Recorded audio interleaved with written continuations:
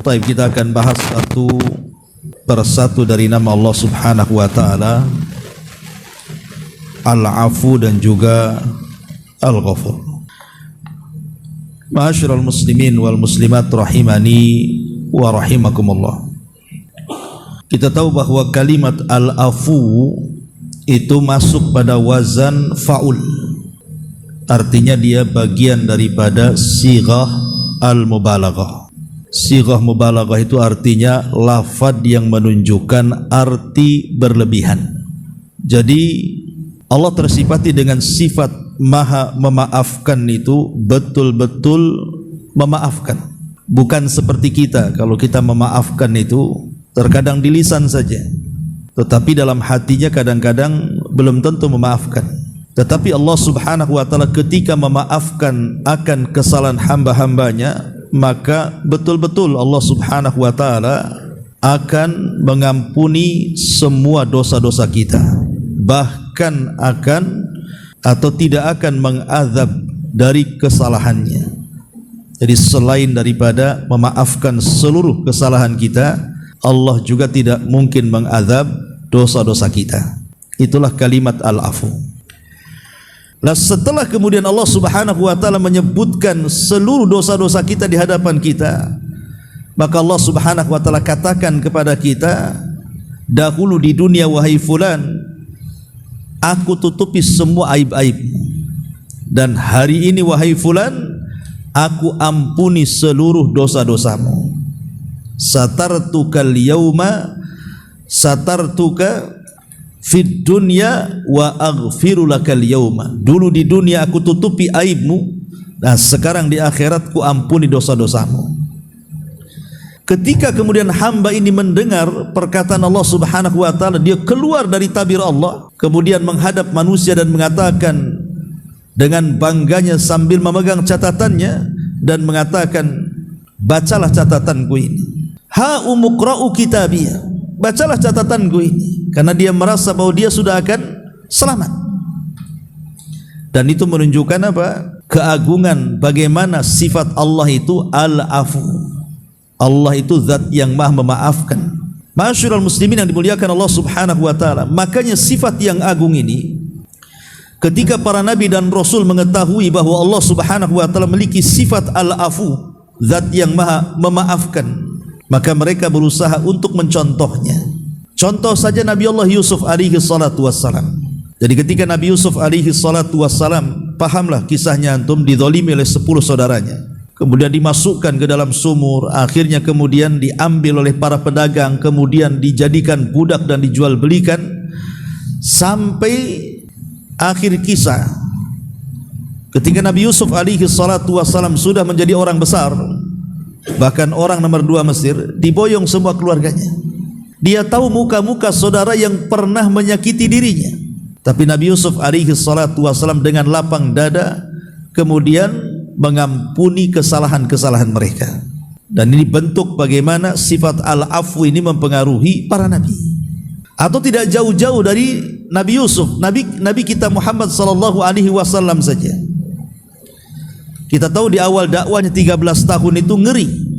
Bagaimana Nabi sallallahu alaihi wasallam dan para sahabatnya ditekan, diintimidasi, disiksa, bahkan diusir, bahkan ada upaya pembunuhan dan lain sebagainya.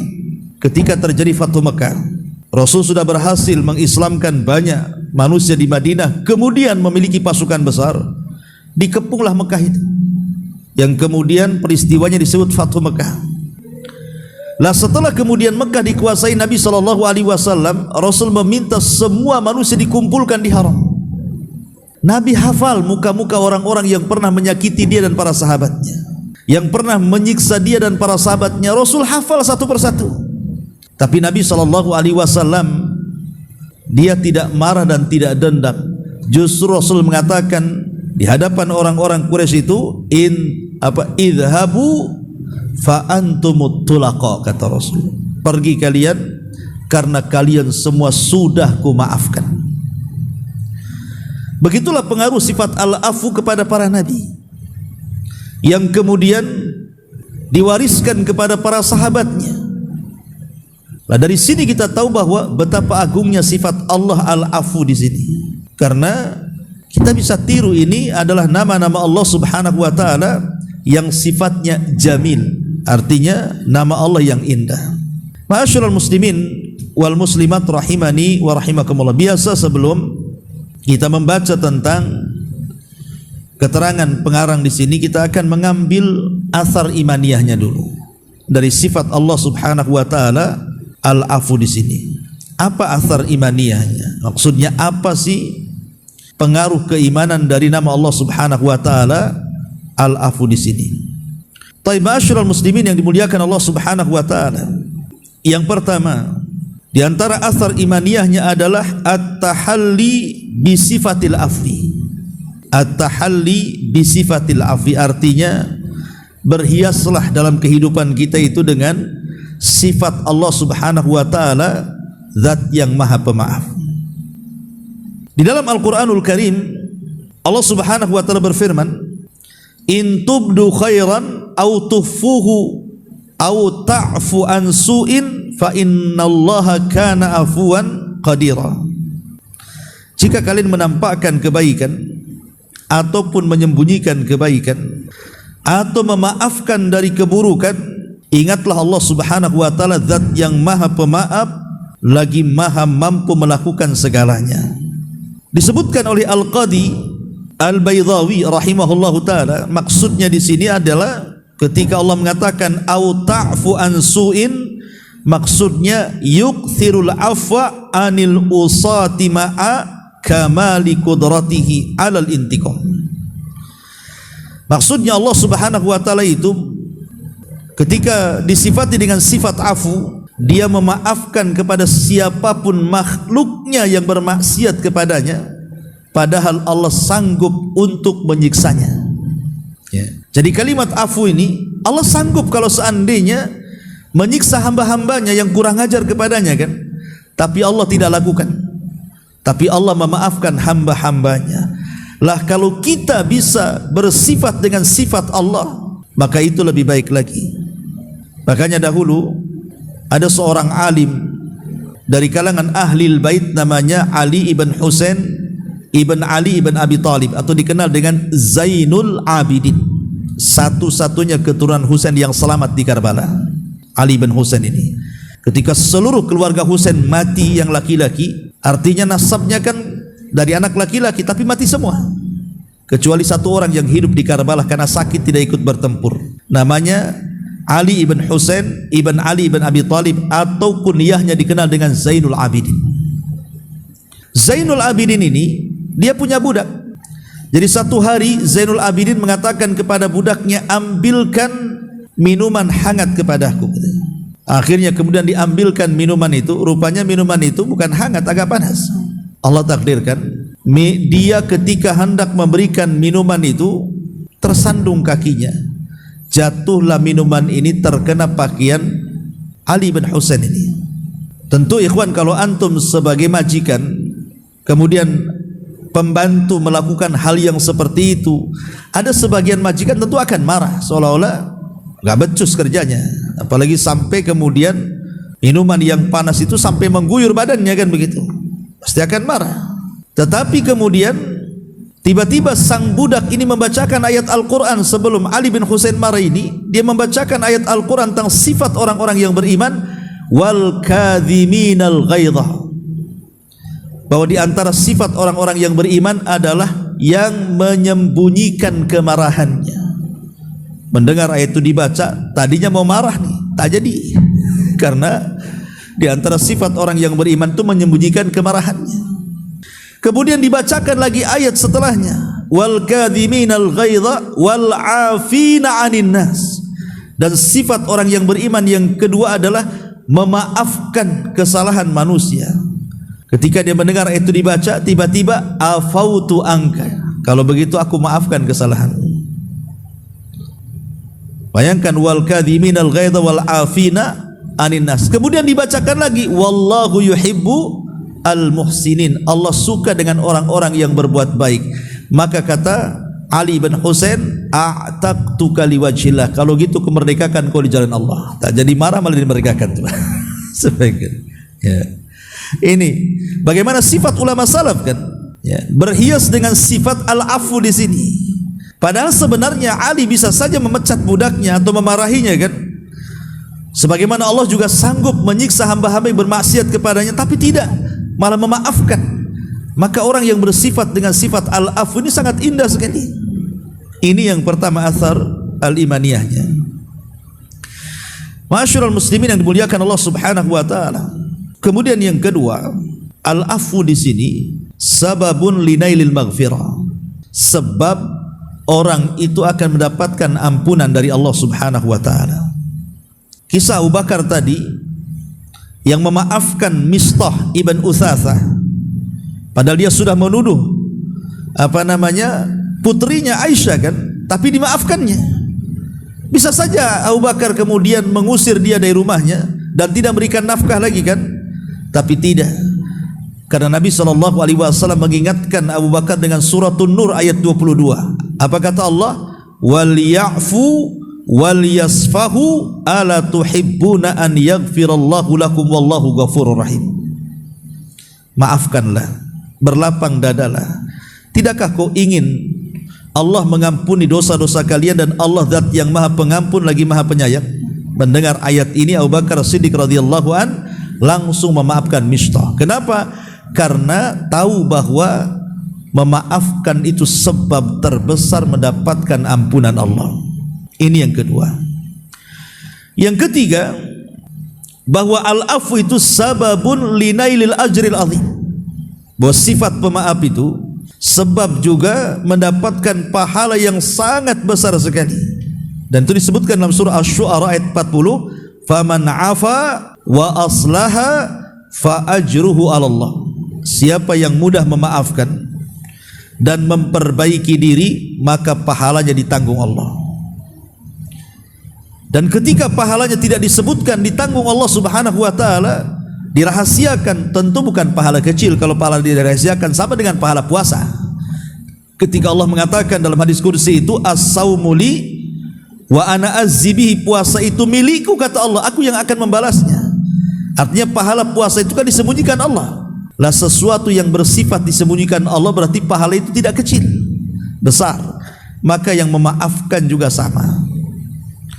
Memang memaafkan itu berat, minta maaf berat, tapi memaafkan lebih berat lagi kan gitu. Tetapi bagaimanapun, kalau orang memaafkan itu lebih baik lagi. Kemudian juga di antara athar imaniyahnya bahwa al-afu itu sababun linailit taqwa.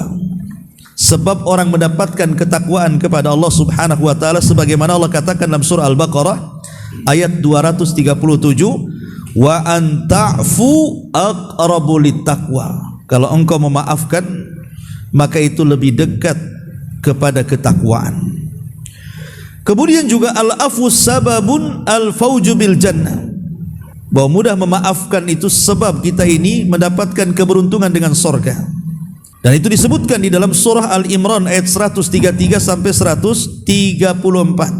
Wasari'u ila maghfiratin min rabbikum wa jannatin arduhas samawati wal ar uiddat lil muttaqin. Bersegeralah kalian menuju ampunan Rabb kalian, karena surga yang luasnya selangit dan sebumi itu diperuntukkan untuk orang-orang yang bertakwa. Siapa orang yang bertakwa itu?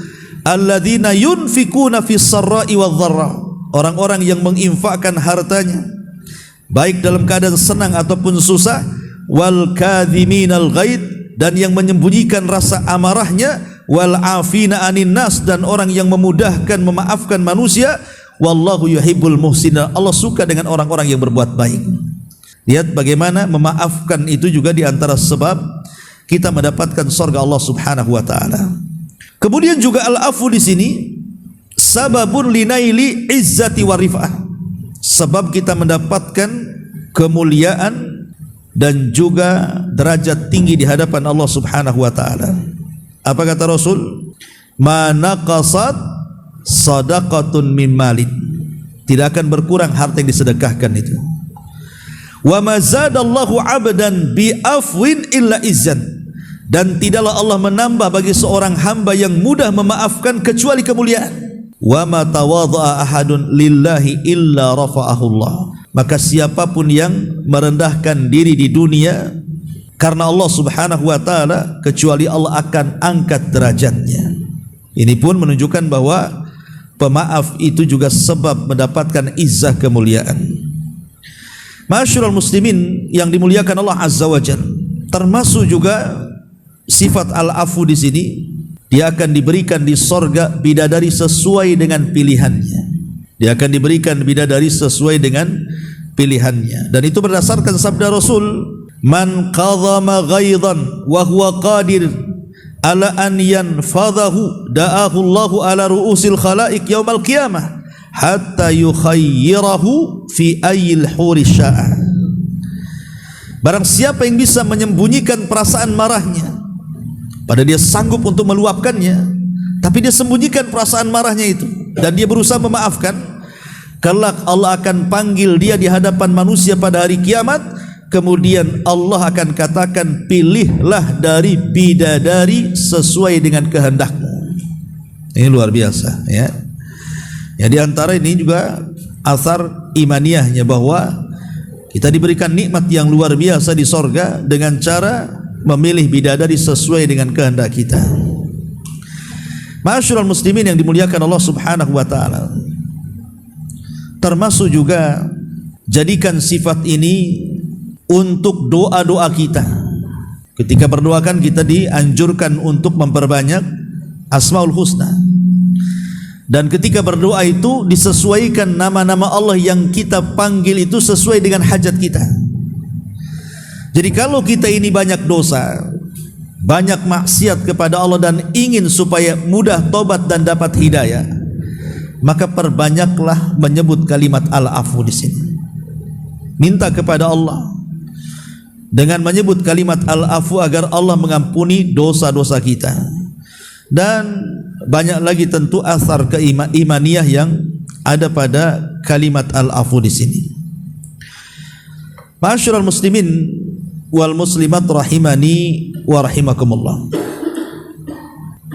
Sebagian para ulama ketika memahami kalimat al-afu di sini, beda kalimat al-afu dengan kalimat al-ghafur atau ghafar, ya. Walaupun secara makna bahasa itu sama aja, artinya memaafkan, mengampuni, bahasa Indonesia sama aja. Yang memaafkan ya mengampuni, mengampuni ya memaafkan, kan itu. Tapi bahasa Arab itu berbeda. Kalimat al-afu dengan kalimat al-ghafar atau al-ghafur di sini. Apa perbedaannya? Dijelaskan oleh para ulama, di antaranya perkataan Syekhul Islam Ibnu Taimiyah rahimahullahu taala. Syekhul Islam Ibnu Taimiyah rahimahullahu taala, beliau mengatakan bahwa kalimat afu itu artinya al-mahwu. Al-mahwu itu artinya menghapus semua kesalahan kita. Jadi kalau saya katakan saya maafkan kamu, dalam bahasa Arabnya afautuka, saya maafkan kamu, artinya di diri saya itu sudah tidak ada lagi perasaan-perasaan yang membuat jengkel dari kesalahan yang antum buat kepada saya. Jadi ketika saya maafkan dengan kalimat afautuka, ya sudah, memang sama sekali saya maafkan semuanya. Seolah-olah antum itu tidak pernah berbuat salah lagi sama saya. Jadi menghapuskan semua pengaruh-pengaruhnya. Tapi kalau kalimat, pamannya saya katakan dalam bahasa Arabnya ghafartuka, aku ampuni kamu. Kalimat ghafartu ini belum tentu saya maafkan semuanya. Cuman saya akan tutupi saja kesalahan antum dengan cara saya maafkan antum. Jadi kalimat al-ghaffar itu masih tersisa tapi ditutupi kesalahannya. Tapi kalau kalimat al-afu itu tidak ada satupun kesalahan yang tersisa kecuali hilang dari badannya. Dari sini kita tahu bahwa kalimat al-afu ini lebih mulia dibandingkan kalimat al-ghafur. Nanti saya jelaskan panjang lebar masalah ghafur, tapi kita fokus di kalimat al-afu di sini. Ya. Sehingga sebagian para ulama mengatakan bahwa kalimat al-afu adalah tajawuzu anidz dzambi wa tarkul iqabi alaihi. Di mana Allah Subhanahu wa taala Dia akan membebaskan dari dosa-dosa hambanya dan Allah tidak akan mengiqab dia selamanya. Itulah kalimat al-afu. Dan ini luar biasa, ikhwatu fillah, muliakan Allah Subhanahu wa taala. Kita memiliki Allah Rabb, zat yang maha pemaaf, Makanya kenapa Nabi SAW mengajarkan satu doa yang harus kita baca pada setiap malam Lailatul Qadar. Setiap malam Lailatul Qadar disuruhnya kita membaca Allahumma innaka afuwun tuhibbul afwa fa'fu anni, dan tidak diajarkan doa yang lainnya. Kenapa doa itu yang diajarkan Nabi SAW? Kenapa kita harus meminta dengan doa itu agar Allah memaafkan dosa-dosa kita? Artinya tidak lagi melihat dan memandang dosa-dosa kita, sehingga Allah akan tinggalkan siksa bagi kita akan dosa yang kita lakukan di dunia kelak di akhirat. Karena memang Allah itu zat yang maha al-afu, maha pengampun. Makanya doa yang diulang-ulang di malam Lailatul Qadar ketika Aisyah radhiyallahu anha mengatakan, ya Rasulullah, in adaraktu Lailatul Qadri famadza aqul. Rasul, kalau aku dapati malam Lailatul Qadar itu, doa apa yang pantas aku ucapkan? Maka Rasul mengatakan, quli ya Aisyah, katakan wahai Aisyah, Allahumma innaka afuwun tuhibbul afwa fa'fu anni. Allahumma, ya Allah, innaka, sesungguhnya engkau al-afu, zat yang maha pemaaf, fa'fu anni, dan engkau suka dengan yang memaafkan, maka maafkanlah kesalahanku. Ya. Baik, kita baca sedikit di sini perkataan muallif rahimahullahu ta'ala, hafizahullahu ta'ala. Allah Subhanahu wa taala berfirman dalam surah Al-Hajj ayat 60. Dzalika wa man 'aqaba bimithli ma uqiba bihi tsumma bughiya 'alaihi la yansurannahu Allahu innallaha la'afuwun ghafur. Demikianlah, dan barang siapa yang membalas seimbang dengan penganiayaan yang pernah dia derita kemudian ia dianiaya lagi, pasti Allah akan menolongnya. Sesungguhnya Allah benar-benar zat yang maha pemaaf lagi maha pengampun. Dari sini kalau kita memaafkan kesalahan orang, maka sebab akan datang pertolongan dari Allah dan ampunan dari Allah Subhanahu wa taala. Kemudian disebutkan dalam surah An-Nisa ayat 99-nya, faulaika asallahu an ya'fu anhum wa kana Allahu ghafurar rahim wa kana Allahu afuwan ghafura. Mereka itu mudah-mudahan Allah memaafkannya, dan adalah Allah zat yang maha pemaaf lagi maha pengampun. Kemudian Allah sebutkan lagi dalam surah Al-Ahzab 73-nya, wa yatuballahu 'alal mu'minin wal mu'minat wa kana Allahu ghafurar rahima.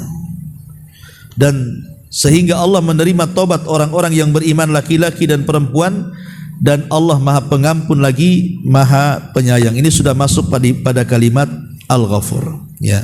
Baik, kita lewati saja karena ayat-ayat ini mencakup semua nama yang tertera dalam babnya, Al-Afu, Al-Ghafur, Al-Ghaffar, dan juga At-Tawwab.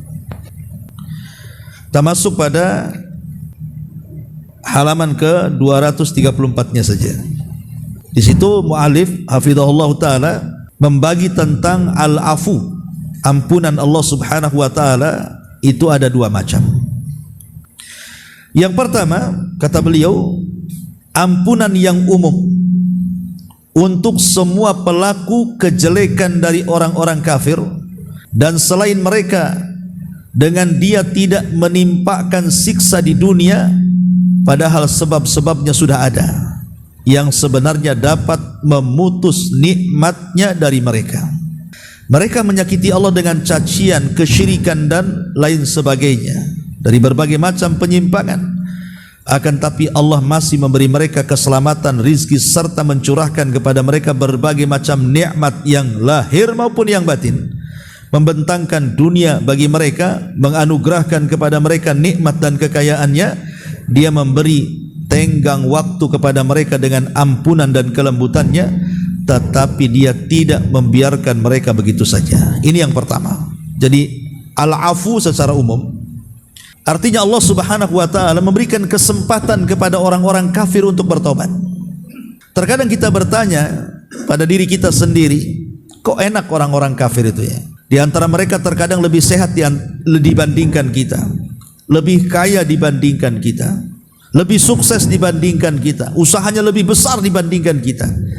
Kita yang beriman, kita yang sholat, yang puasa, yang baca Quran, yang zikir, hidupnya kok gini-gini saja. Ya. Maka kita katakan bahwa itu hanya sekedar istidraj saja, ikhwan. Sanastadrijuhum min haitsu la ya'lamun. Sengaja Allah mengulur-ulur waktu. Mereka tidak tahu bahwa ketika Allah mengulur-ulur waktu itu bentuk istidraj sampai pada waktunya ketika mereka tidak bertobat, tidak masuk dalam Islam, maka Allah akan datangkan kepada mereka azab tidak di dunia, di akhirat. Makanya kemudian kita tidak perlu silau dengan kekayaan orang-orang kafir itu, karena itu hanya istidraj saja. Tetapi istidraj itu menunjukkan apa? Allah itu zat yang maha pemaaf. Ketika orang-orang Yahudi lancang dengan mengatakan di hadapan Allah Subhanahu wa taala bahwa Allah itu fakir wa nahnu aghnia, kami ini Allah itu fakir, kami yang kaya. Ini kan ucapan kurang ajar, ikhwan. Masa orang Yahudi mengatakan innallaha fakirun wa nahnu aghnia, Allah itu fakir, kami yang kaya. Yadullah maglulah, tangan Allah terbelenggu, kata orang-orang Yahudi itu. Bahkan orang-orang Nasrani mengatakan innallaha thalithu thalatha, Allah itu satu di antara tiga Tuhan, 3 in 1. Ya.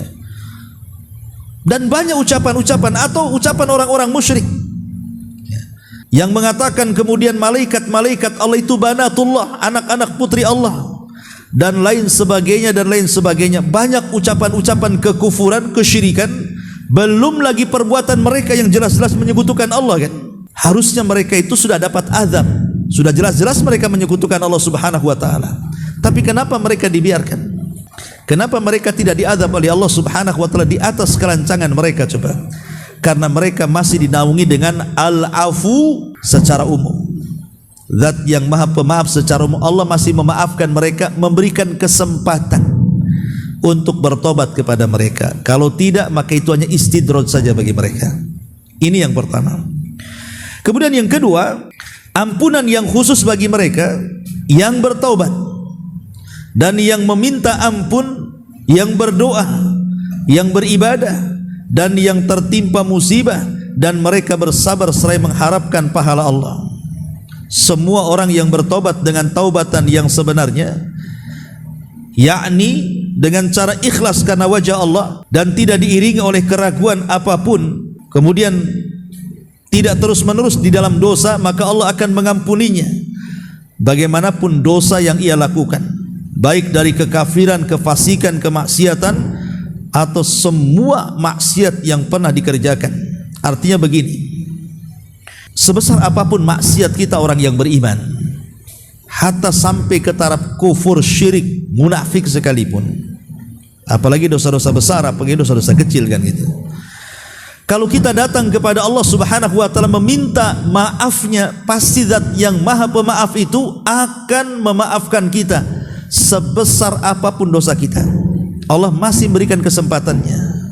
Hatta sekalipun kita sudah minta maaf kemudian dimaafkan, kemudian terjerumus lagi ke dalam dosa yang sama atau dosa lainnya, kemudian kita meminta ampun, Allah tetap ampuni. Karena selama pintu tobat itu terbuka, masih Allah Subhanahu wa taala masih mengampuni dosa kita.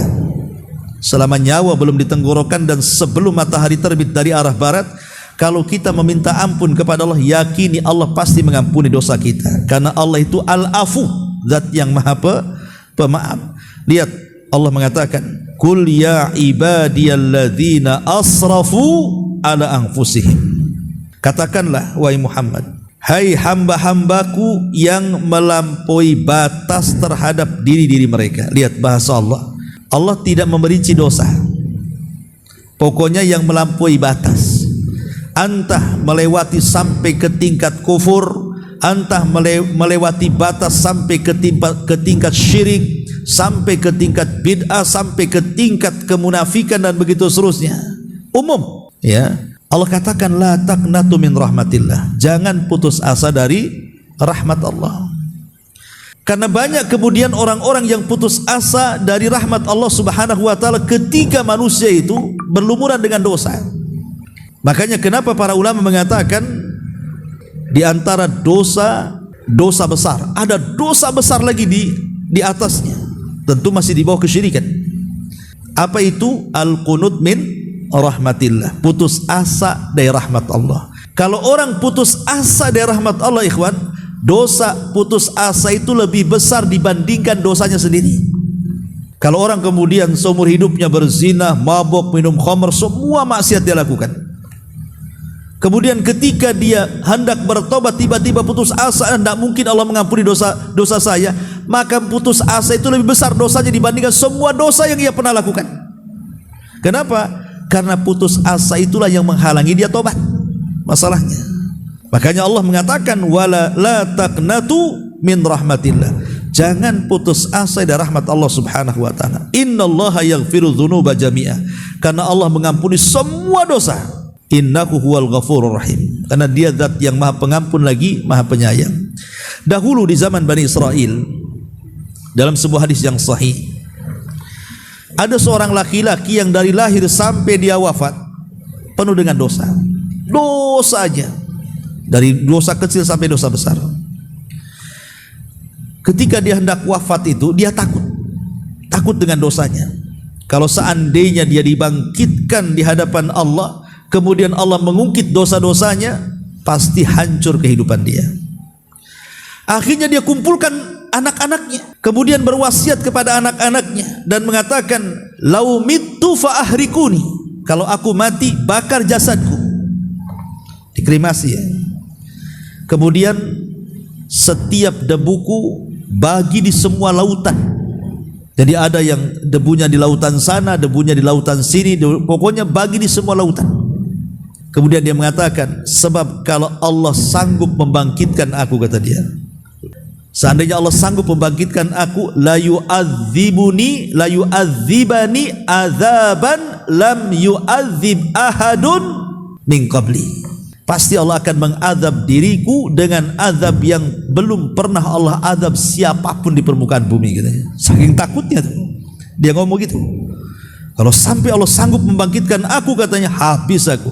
Pasti Allah akan mengadab aku melebihi semua adab yang Allah timpakan kepada siapapun manusia di alam semesta ini, katanya. Akhirnya Allah takdirkan meninggal dunia dia. Wasiatnya dipenuhi anak-anaknya.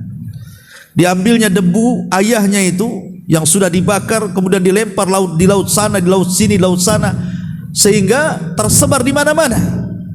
Dia tidak tahu bahwa innallaha ala kulli syai'in qadir. Allah itu atas segala sesuatu Maha mampu. Rupanya oleh Allah Subhanahu wa taala dikumpulkan lagi itu abu-abunya. Kemudian dibentuk lagi jasadnya, kemudian dikembalikan rohnya, kemudian dihadapkan kepada Allah. Kemudian Allah bertanya kepada orang ini dan mengatakan, ya fulan, ma fa'alta, apa yang kau lakukan? Apa yang kau lakukan? Kenapa kau lakukan seperti itu? Kau yakin bahwa aku tidak akan mampu sanggup membangkitkan kamu? Aku sanggup membangkitkan kamu. Kemudian Allah Subhanahu wa taala bertanya alasannya, ya, apa yang kau lakukan? Apa alasanmu? Kenapa kau lakukan seperti itu? Berwasiat dibakar badannya, kemudian debunya disebar di laut mana, laut ini, laut itu, supaya aku tidak membangkitkan kamu. Salah, aku bisa membangkitkan kamu. Akhirnya dia mengatakan, ya Rabb, khaufuka, karena rasa takutku kepadamu. Ini yang menyebabkan apa? Aku melakukan hal ini karena rasa takutku kepadamu. Maka Allah mengatakan, kalau itu benar alasanmu, masuklah kau ke dalam surga, kata. Lihat, orang ini dikatakan bahwa dia tidak pernah melakukan kebaikan. Semua kehidupannya itu dosa dan dosa. Tapi ketika kematiannya, ada tauhid dalam hatinya yang menyebabkan dia berwasiat seperti itu karena rasa takut yang mendalam kepada Allah Subhanahu wa taala. Dengan sebab itu pula Allah maafkan kesalahannya, Allah masukkan pula dia ke dalam surga. Ala afu, ikhwan. Ya. Al-Imam An-Nawawi menyebutkan juga satu kisah dalam kitabnya Riyadhus Shalihin tentang kisah seseorang preman yang membunuh 99 nyawa. Kemudian Allah takdirkan dia ingin bertobat dan dapat hidayah.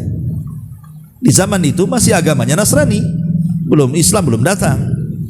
Akhirnya mereka ataupun dia pun datang kepada seorang padri, seorang pendeta, kemudian bertanya, apakah orang sepertiku yang sudah membunuh 99 jiwa itu ada ampunan dari Allah? Maka tiba-tiba seorang pendeta yang jahil ini, memang dia ahli ibadah, tapi dia jahil, tidak punya ilmu, akhirnya memberikan fatwa yang sesat dan menyesatkan, dan dia mengatakan bahwa dosamu sudah membumbung ke langit wahai fulan, tidak ada maaf Allah bagimu, tidak ada tobat bagimu.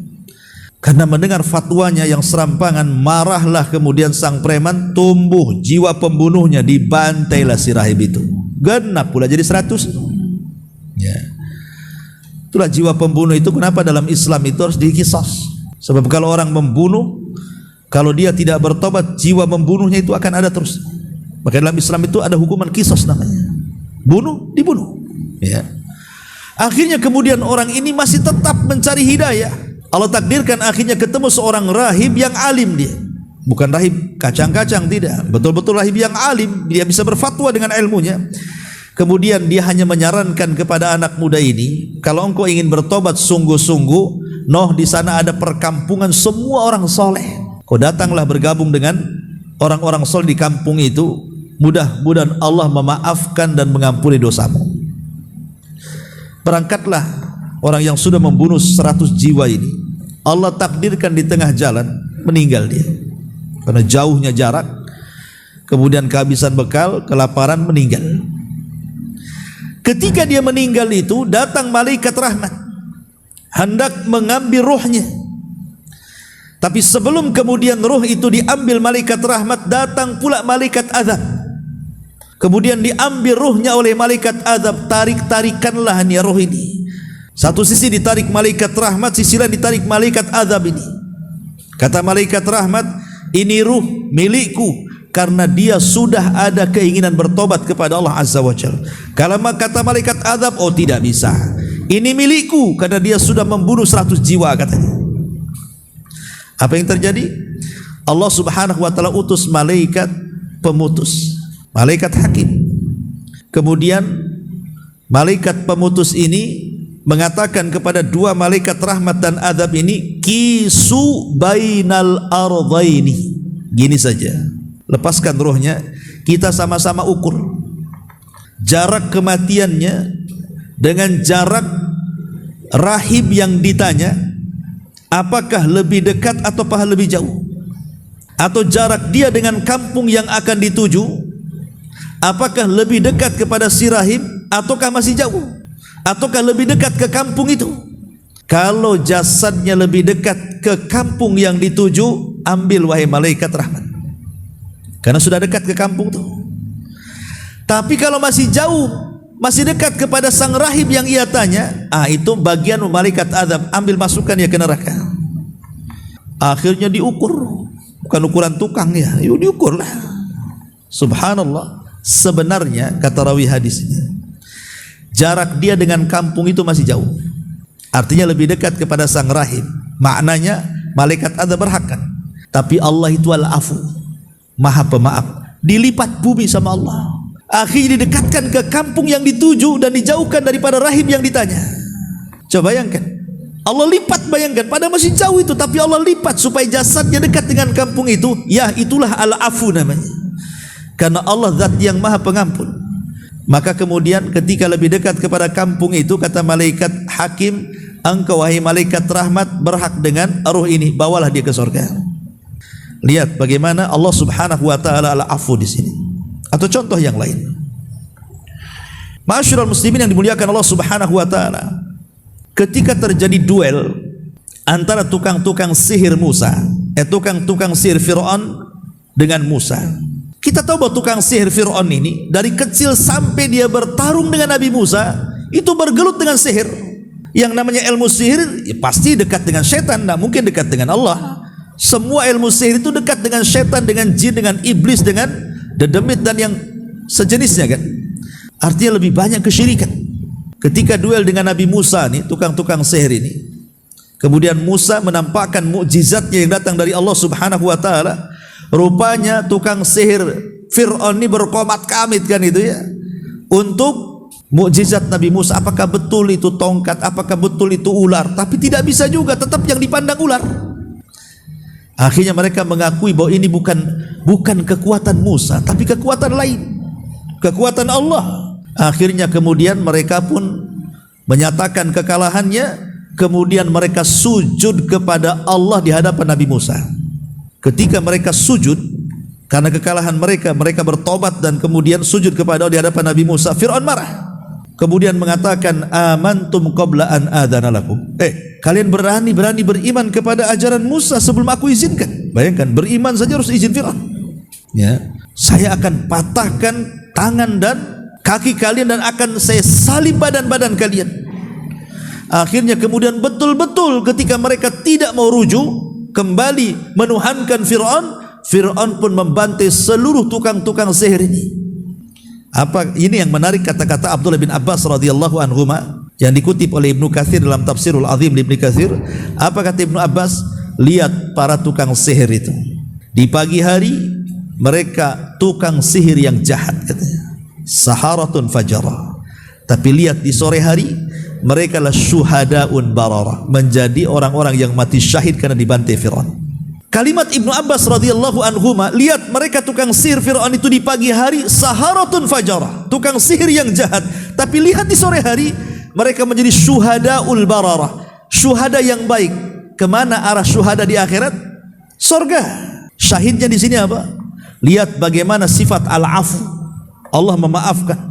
Padahal tukang sihir ini tidak pernah melakukan kebaikan, semua hari-harinya kesyirikan. Tapi dia hanya melakukan sujud satu kali kepada Allah kemudian dibantai. Tiba-tiba Allah maafkan semua kesalahan ketika mereka jadi tukang sihir. Allah masukkan ke surga, kan? Itulah sifat al-afu namanya. Bagaimana Allah itu memaafkan kesalahan hamba-hambanya sedemikian dalam. Dan banyak lagi lah kalau kita contohkan tentang sifat Allah Subhanahu wa taala. Makanya di sini Allah mengatakan, "Qul ya ibadiyalladzina asrafu ala anfusihim la taqnatu min rahmatillah. Innallaha yaghfiru dzunuba jami'ah. Innahu huwal ghafurur rahim." Hai hamba-hambaku yang melampaui batas terhadap diri mereka, janganlah kalian berputus asa dari rahmat Allah. Sungguh Allah mengampuni semua dosa, mau dosa kecil, mau dosa besar, hatta sampai ke tahap syirik sekalipun. Ya, sesungguhnya Dia Zat yang Maha Pengampun lagi Maha Penyayang. Kemudian di sini pengarang hafizahullah taala membawakan sebuah hadis kursi yang luar biasa. Apa kata Allah dalam hadis kursi di sini?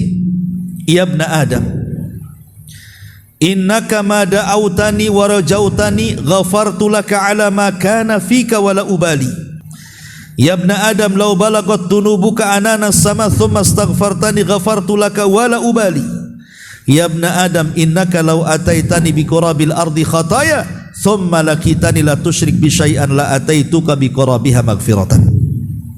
Wahai anak Adam, sungguh jika engkau berdosa dan berharap kepadaku, maka aku akan mengampuni dirimu bagaimanapun dosamu, dan aku tidak peduli. Lihat kalimat, seberapapun dosamu, kalau kau datang meminta ampun, ku maafkan dan aku tidak peduli dengan dosa-dosamu. Ini sifat al-afu namanya.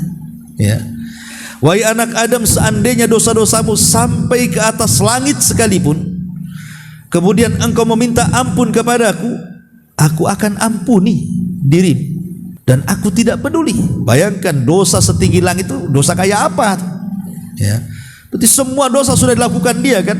Tapi kalau dia datang kepada Allah, yakini Allah itu al-afu, Maha Pemaaf. Makanya Allah mengatakan, aku tidak akan peduli dengan dosamu kalau engkau minta maaf. Dan ini yang luar biasa yang terakhir, seandainya dirimu datang kepadaku dengan membawa kesalahan sebesar bumi sekalipun, kemudian engkau datang kepadaku dalam keadaan tidak menyekutukanku, maka aku akan mendatangi engkau dengan ampunan sebesar bumi pula. Syaratnya jangan menyekutukan Allah. Jadi kalau seandainya orang meninggal dunia, dia tidak bertobat dari dosa-dosanya, tapi dia tidak membawa dosa syirik. Ya mungkin dia kehidupannya dia sholat tapi juga berzina, sholat tapi juga berjudi, sholat tapi minum khamar, sholat tapi juga melakukan banyak maksiat. Ya manusia itu kan ada kekurangannya, ikhwan. Tidak ada manusia itu sempurna. Pasti manusia itu satu sisi beribadah, sisi lain dia bermaksiat. Tidak mungkin manusia di dunia ini tidak ada yang sempurna sama sekali. Ya. Tetapi asal kita datang menghadap Allah saat kematian tidak menyekutukan Allah Subhanahu wa taala, dan kita membawa panji-panji tauhid la ilaha illallah, maka kita masih ada harapan al-afu dari Allah. Ingat hadis Bitokoh? Ketika Allah Subhanahu wa taala mendatangkan seorang laki-laki dengan membawa 99 catatan amalannya. Kemudian Allah katakan, bentangkan satu catatanmu. Dibentangkan satu catatannya, rupanya sejauh mata memandang semua dosa dia tuh. Itu baru satu catatan, belum 98-nya dibongkar kan. Itu dia sudah down duluan. Karena apa? Satu catatan saja sudah menghancurkan dia karena semua kesalahannya tuh. Akhirnya Allah mengatakan, coba cek lagi itu, apakah ada catatan yang salah katanya. Dia mengatakan, tidak ya Rabb, ini semua saya benar. Coba cek lagi, apakah malaikat pencatat itu salah catat katanya. Enggak ya Rabb, benar semua ini saya. Nah, ini salah satu pendalilan para ulama di antara khususnya hisab. Kekhususan hisab adalah Allah berikan memori kepada kita sehingga kita punya ingatan yang tajam, mampu mengingat dari mulai akil balik sampai meninggal. Supaya apa? Disesuaikan catatannya dengan hafalan kita. Kalau di dunia, ya kita lemot memori kita. Sakomlut-komlutnya orang tetap aja lemot. Pasti lupa kan begitu. Kalau di akhirat tidak ada, karena Allah kembalikan memorinya. Untuk apa? Disesuaikan dengan catatannya masalahnya. Supaya jangan ada yang diingkari di situ. Akhirnya setelah yakin itu semua catatannya, Allah mengatakan, alakah hasanah? Oke, dengan kau tahu satu catatan yang sejauh mata memandang semua kesalahanmu itu, punya enggak kau kebaikan yang bisa menandingi catatan ini katanya. Dia mengatakan, ya Rabb, seandainya aku punya kebaikan katanya, apalah arti kebaikanku dengan catatan ini semua katanya. Dia sudah ngedown duluan ya. Akhirnya kemudian dia pun sudah hampir melangkah ke neraka. Allah panggil dan mengatakan, demi Allah wahai fulan, engkau memiliki satu kebaikan. Dikeluarkanlah satu kartu sakti itu, tulisan la ilaha illallah. Tapi hamba ini tidak percaya juga. Akhirnya Allah datangkan timbangan, kemudian yang 99 catatan diletakkan di satu neraca, kemudian la ilaha illallah diletakkan di neraca satunya. Lihat bahasa hadis, tosat bihinna la ilaha illallah. Kalimat tosat itu artinya la ilaha illallah menjadi melesat ke atas. Karena inilah perbedaan timbangan dunia dengan akhirat. Kalau timbangan dunia kalau berat ke bawah, kalau timbangan akhirat kalau berat ke atas. Ya, tosat bihinna la ilaha illallah. Rupanya la ilaha illallah lebih berat dibandingkan 99 catatan keburukannya. Itulah bentuk al-afu namanya. Allah itu memaafkan hamba-hambanya selama kita datang tidak menyekutukan Allah Subhanahu wa taala. Ya. Kemudian juga beliau mengatakan, di antara bentuk ampunannya adalah bahwa kebaikan dan amal saleh dapat menggugurkan kejelekan dan kesalahan. Ini sifat al-afu juga. Innal hasanat yudhibna sayyi'at. Sesungguhnya perbuatan-perbuatan yang baik itu bisa menghapuskan perbuatan-perbuatan dosa. Dan ini sifat al-afu dari Allah. Semata-mata pamannya hari ini kita melakukan dosa, di hari yang sama kita melakukan amal saleh, maka amal soleh ini cukup menghapuskan dosa yang baru dia kerjakan. Contoh satu hadis, ada anak muda di zaman Nabi. Anak muda ini berkhalwat dengan seorang gadis. Dia tidak berzina dengan zina besar, tidak. Dia hanya berkhalwat, ya pegang-pegang, cium-cium, wajarlah anak muda. Tapi di mata para sahabat, walaupun dia tidak berzina besar, itu sudah dianggap dosa besar berkhalwat itu. Sehingga dia datang kepada Nabi SAW dan mengatakan, ya Rasul, fa'altu dzamban aziman. Aku sudah melakukan dosa besar ya Rasulullah. Bagaimana caranya aku minta ampun kepada Allah katanya. Kemudian dia menceritakan dosanya dia berkhalwat dengan seorang gadis. Maka Rasul mengatakan, hal shallaital asra jamaah. Apakah engkau tadi waktu aku salat asar kau ikut jamaah? Maka laki-laki ini mengatakan, ya, aku ikut jamaah di belakang wahai Rasul. Maka Rasul mengatakan, idhab faqad ghafarallahu lak. Pergi, dengan semata-mata kau salat jamaah tadi, Allah sudah ampuni dosa khalwatmu katanya. Lihat bagaimana sifat al-afu di sini. Sama juga dengan seorang laki-laki, seorang kakek yang usianya sudah hampir 100 tahun lebih, di mana semua dosa dilakukan dia. Karena dia orang kafir, semua dosa dilakukan dia. Dia datang kepada Nabi. Dia mengatakan, ya Muhammad, afidinika minat taubah. Apakah dalam agamamu ada tobat orang sepertiku katanya. Kata Rasul, ya. Tashhadu an la ilaha illallah wa anni Rasulullah. Bersaksilah bahwa tidak ada sembahan yang berhak disembah kecuali Allah. Akui aku adalah utusan Allah. Kata kakek ini, cukup dengan itu. Kata Rasul, cukup dengan itu. Langsung dia mengatakan asyhadu an la ilaha illallah wa asyhadu annaka rasulullah. Ketika kakek ini mengatakan dua kalimat syahadat, Rasul langsung bertakbir dan Rasul mengatakan Allahu akbar, qad baddalallahu as-sayyi'ahu hasanat, katanya. Allahu akbar, Allah sudah menggantikan kesalahan-kesalahan dia dengan kebaikan, katanya. Hanya semata-mata masuk Islam, semua kesalahan sebelum Islam gugur. Itulah sifat al-afu namanya. Allah itu zat yang maha pemaaf.